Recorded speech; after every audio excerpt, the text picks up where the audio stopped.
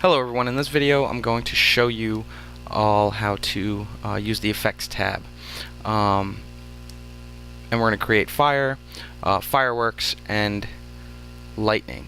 So I'm going to start by creating a shape, and I'm going to go ahead and I'm going to change my material. I'm going to assign new material, and I'm just going to go ahead and select Lambert. Now from here, that's all I want to do with this particular sphere at the moment. I don't want to do anything more yet. Now, in my effects tab, switch to your effects tab, go to effects, and I'm just going to go ahead and click on fire. If I click the little settings box, you'll see that there is tons of different little options in here that we could change. But for the most part, I'm just going to go ahead and effects and do fire.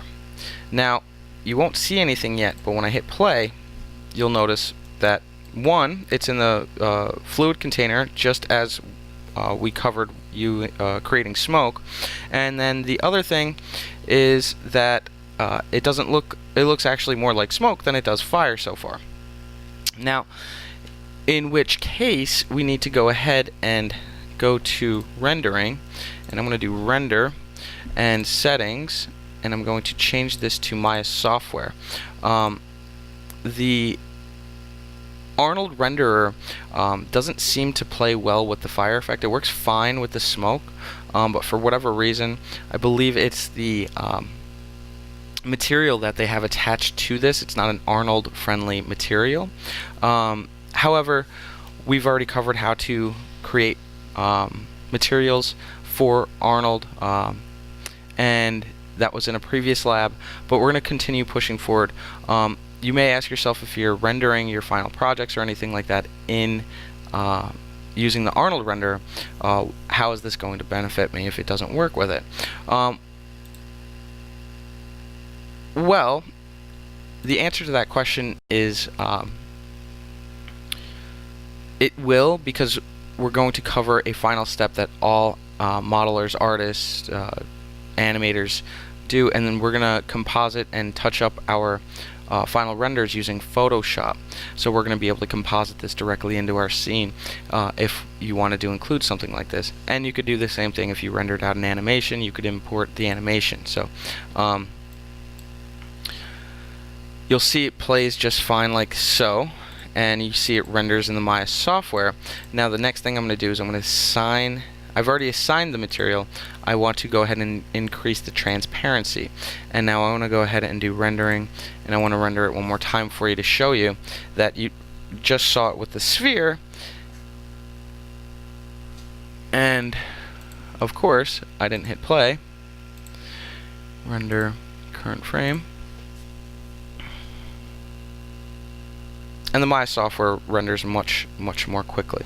You'll see that it renders without the sphere now, which is really super useful. Now the next thing I want to do is I want to show you all how to create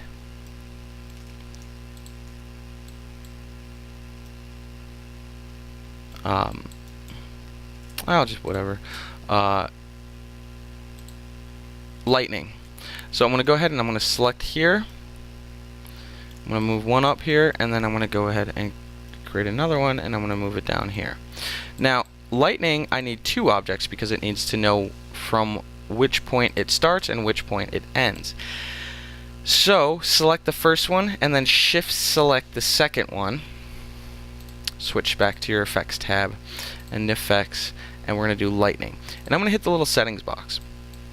Now, the glow intensity is, I think, by default 0.5. I want to make it 0.1, and everything else I'm going to leave the same, but I'm also going to change my curve segments. I'll do 40 this time. And I'm going to go ahead and hit create. And now you'll see the lightning coming down, and you'll see these little handles, and you can actually adjust the direction of the lightning, as well as, I'm just doing something weird.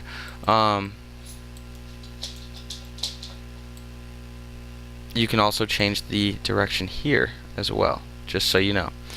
Now, I'm going to go ahead and do render.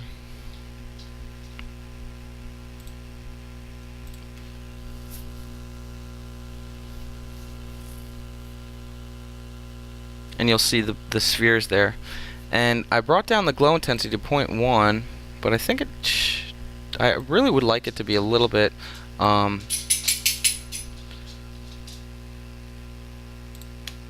less intense.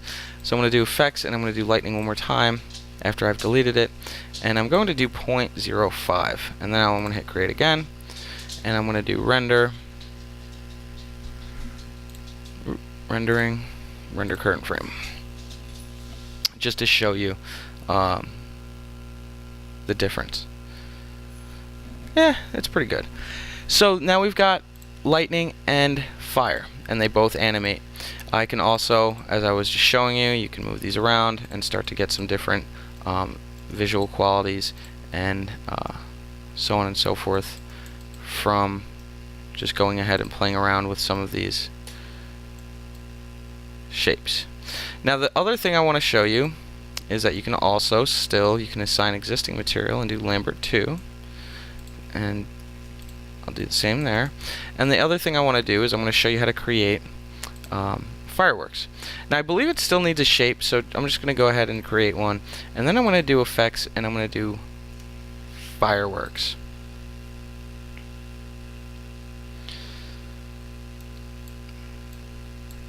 Now I'm going to go back here, and you're going to see the fireworks shooting off into the sky, and once they start exploding, there they are. I'm going to go ahead and show you. See, this is also in a little fluid emitter container, and I'm going to go ahead and do rendering and render current frame.